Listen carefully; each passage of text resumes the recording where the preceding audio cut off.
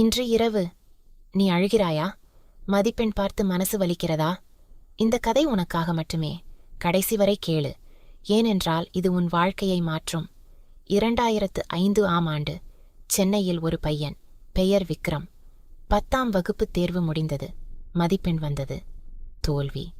அன்று வீட்டில் யாரும் பேசவில்லை. அம்மா அழுதாள். அப்பா முகம் திருப்பிக் கொண்டார். அண்டை வீட்டார் கேட்டார்கள், என்ன ஆச்சு பையனுக்கு என்று. விக்ரம் அறையில் தனியாக உட்கார்ந்தான்.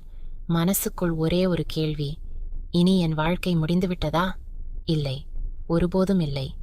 அன்று இரவு விக்ரம் ஒரு முடிவு எடுத்தான். அழுவதை நிறுத்தினான். தலையை உயர்த்தினான். சொன்னான், இந்த தோல்வி என்னை உடைக்காது. நான் மீண்டும் படிப்பேன்.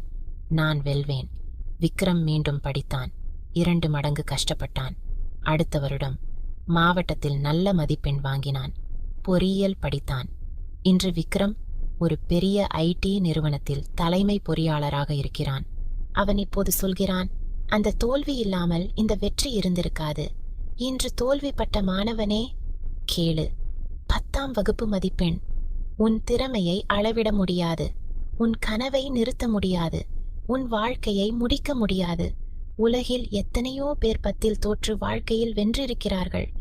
APJ அப்துல் கலாம் தோற்றார். எடிசன் தோற்றார். உலகின் பெரிய மனிதர்கள் எல்லாரும் ஒரு நாள் தோற்றவர்கள்தான். ஆனால் அவர்கள் விடவில்லை. நீயும் விடாதே. இன்று இரவு அழலாம், அது சரிதான். ஆனால் நாளை காலை எழுந்திரு.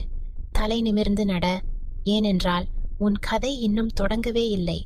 அம்மா அப்பாவிடம் சொல்லு, நான் மீண்டும் முயற்சிப்பேன். அவர்கள் உன்னை நேசிக்கிறார்கள். மதிப்பெண்ணை அல்ல, உன்னை.